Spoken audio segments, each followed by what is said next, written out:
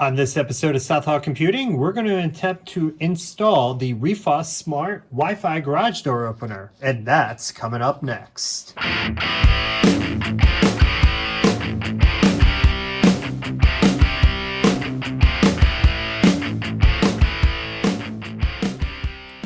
What's going on YouTube? Dan from Southall Computing, and today we're going to try something that I don't think I've ever really wanted to install, but I saw a deal on Amazon and I figured why not? We got the Refoss RSG100 Smart Wi-Fi Garage Door Opener. What this allows you to do is with your Amazon Alexa, Google Assistant, and your smartphone, open your garage, get alerts, and all that fun stuff. So let's unbox it and see what comes inside of it.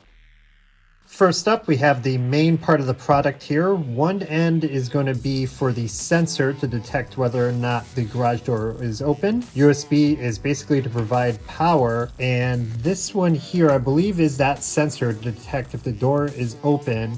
And this lead here is where you hook it up into the back of your garage door opener to tell it to open and close. Next up in this bag, we have the magnetic sensor that goes on either side once you figure out where you're going to mount it inside of your garage. I hope this is definitely a long enough cable to reach the other end of my garage. A simple AC to DC converter for the power for the device. And lastly, the instructions. So the concept here looks pretty simple. Honestly, the hardest part is trying to figure out where I'm going to put this wonderful sensor in my garage. Once that's established, everything else is pretty much plug and play, or for the actual garage door controls, just getting these into there. I mean, that's going to be a cakewalk, I hope, but let's see what happens. So, like everything else, we ran into a snag. I couldn't help but notice, but this guy here is basically for older model garage door openers, and mine is from 2017 apparently. So the push button, or shorting a wire that basically pretend you're hitting the wall-mounted switch to open up your garage door opener, it's just not bridging a connection. There's actual components in here. So when I cracked this guy open, this is what I found inside. This is definitely not bridging a connection. As you can see right here, this is the push button to open it up. That there is the LED. Now, from what I was reading online, these surface mount push buttons, this line here and this line there are essentially the same thing, as well as this line here and that line there are the same one as well. So basically what this button does is when you push this, it bridges the two on either side together. My game plan here is to jerry-rig this, so we're not going to solder anything. I want to keep this as is, just in case if I want to use it as a general switch again. But basically, I'm going to make something where it connects both ends on this side and both ends on that side, and go from there and see if that will work with this device. Fingers crossed. Let the mad hacking begin. Okay, so here's where we ended up. I pretty much could not keep the stock surface mount push button there, so what I ended up doing was 4 leads. Let me tell you, surface mount technology is not fun, and when you're doing it with a regular soldering iron, this thing basically took me 2 hours, and it's ugly looking, but I'm gonna see if it works. Why not? Try to seal this up and give it a good old test run.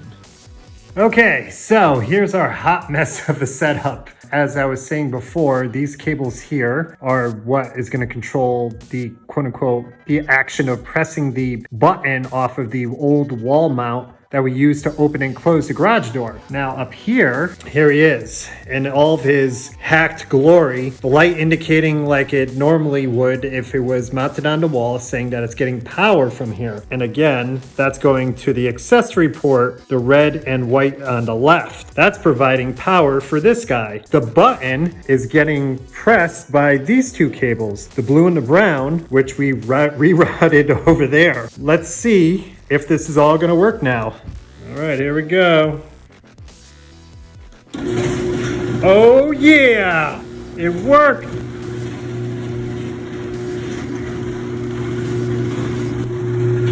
I cannot believe that actually worked. That's how you bypass the security on the silly thing, because it just can't be shorted or closed circuit to prompt an open or close action. So let's tidy up all this hot mess and finish up with this video.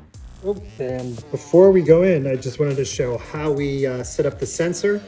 I had a heck of a time because I have this huge gap on the top of my garage here for the frame. And I found this little shim area here where I was able to put the sensor with the wire, basically screw it into that block of wood. And these are magnets. Since this is a metal garage door, I was able to mount this sucker here and it's not gonna go anywhere. So now it detects the garage as closed. Well, it's been about a month later, and what do we think? Well, we've liked it so much that we actually bought 2 of these guys. I have another garage door that I installed it on, and my doorbell hack is, believe it or not, still working. I didn't have to readjust it or anything. On a side note, I did contact support and asked if they had some sort of solution and or workaround for my issue, and turns out they did. They actually sent me a free wireless remote with a wire lead attached to it at the end. So basically you're training your garage door opener to open with this device, plugging it in to the same wire leads that we had running to our doorbell hack. So kudos for these guys. Didn't have to pay a dime for this. The only thing you do need to do though is purchase a battery for this wireless remote. So big thanks to those guys for doing that. The turnaround for that remote wasn't long at all. I think it only took about 3 days to come in. So all around, big 2 thumbs up for the RSG 100.